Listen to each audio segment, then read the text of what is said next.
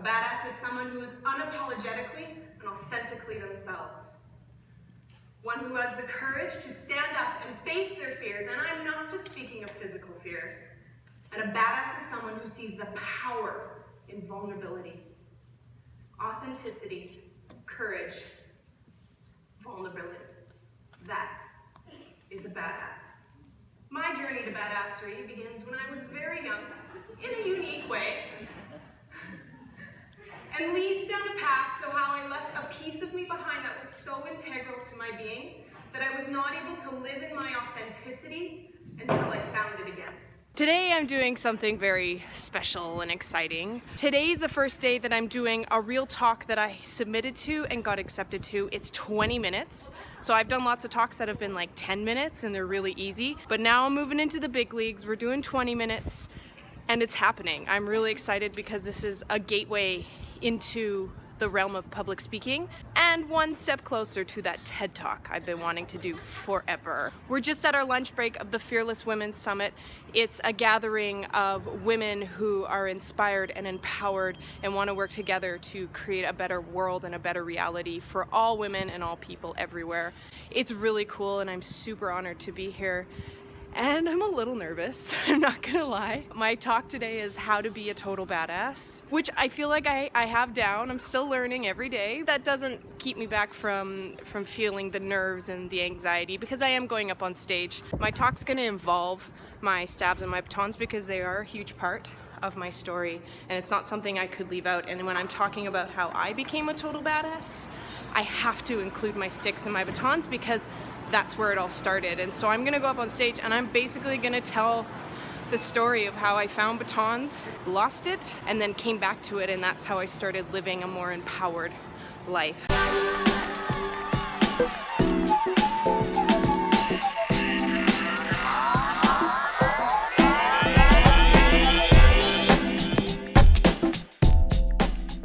I said before that I was really nervous.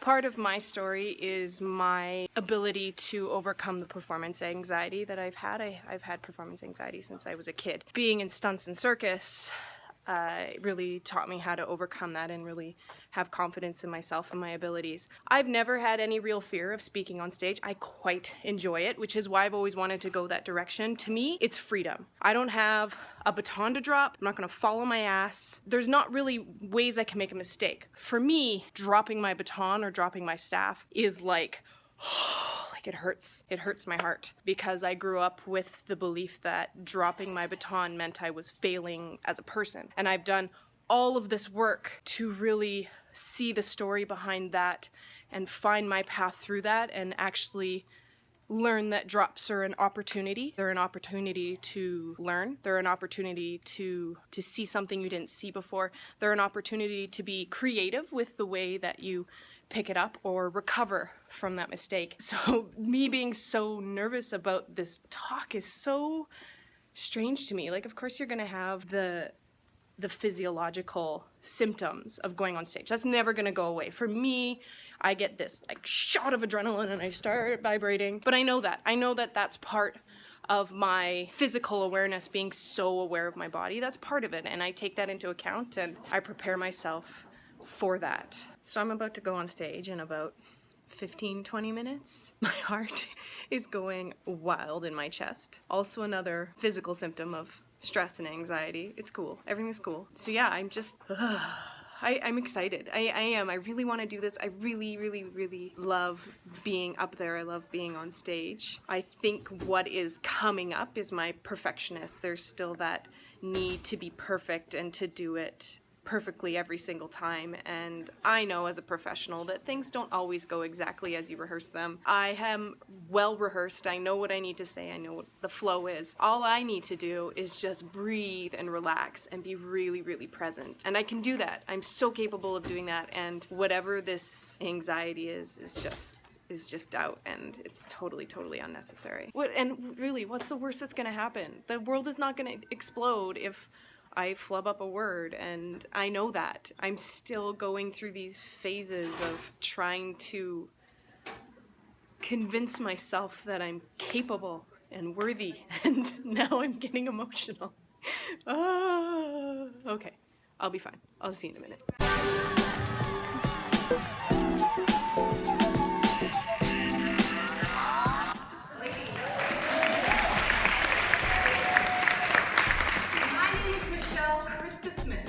I'm a professional ninja and a total badass.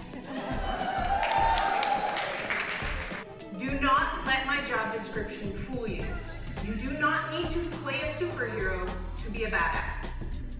In fact, I know that I'm looking at an audience full of badasses right now. Yeah!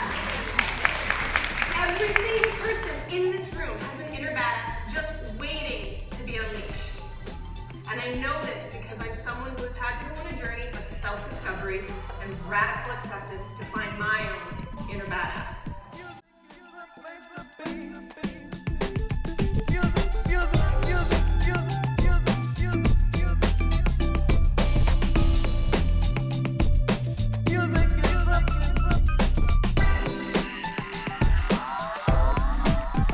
Well, I did it. I felt really confident this morning when I woke up. I actually felt really confident earlier in the week when I was rehearsing my talk. And then for some reason, just the nerves and anxiety that come up got me second guessing myself. And I know that that's something that I've battled with my whole life. I think where my performance anxiety when I was a kid came from was that I was doubting myself. I was second guessing everything that I was doing. I was actually more nervous in the 15 minutes before I went, but by the time they were announcing me and calling me up on stage, I was pretty calm and it was pretty good. And then when I was on stage, I was there, I was present, I was with everybody, and I was having fun and enjoying it. And I was even able to ad-lib what people were saying or where they were laughing. It was just really awesome, and to have people engaged and interested and intrigued by my story was just, it just felt really, really, really good, and I'm really, really happy that it ended that way. And I'm so looking forward to just speaking more and more, because the more I do it, the better I'm gonna get. I'm good at it, I like it, and I wanna be doing more of this. I wanna do a TED Talk. It's coming. It's so coming, and I'm like right there. I feel like this event was a really nice gateway. I met a lot of really interesting, cool, fearless women who are speaking, professional speakers, and on their journey already. So it's really nice to take some inspiration and some guidance and wisdom from them in how to make this happen. So I have a lot of learning to do, but I'm just actually really happy with myself. My mom and my sister-in-law came and watched me throughout the entire day. So that was really nice to have that with them. I think my mom cried. But yeah, it was just really nice. So now we're gonna go out for dinner as a family and do that, and it's just nice to take a breath, man. So that's it for me. I'm super proud of myself today. I feel really happy. My heart feels happy. I feel really grounded and just really present. And so what I'm gonna do is I'm gonna go celebrate with my family. It's nice to see them, but it is really nice to celebrate your wins. And that's something I want you all to remember, is celebrate the little victories. Even if it's going to a gym one day or doing some radical self-care, or if it's something a little bit bigger like a speech. It's not a bad thing to take care of yourself and celebrate yourself. And I hope that we all can do that a little more often, because it'll make us happier and we'll be more fulfilled in our life. So before you go, why don't you subscribe to my channel? There's a little red button down there. You should push it. It's a lot of fun, I promise you. Anyway, thanks for watching, and I'll see you on the next video.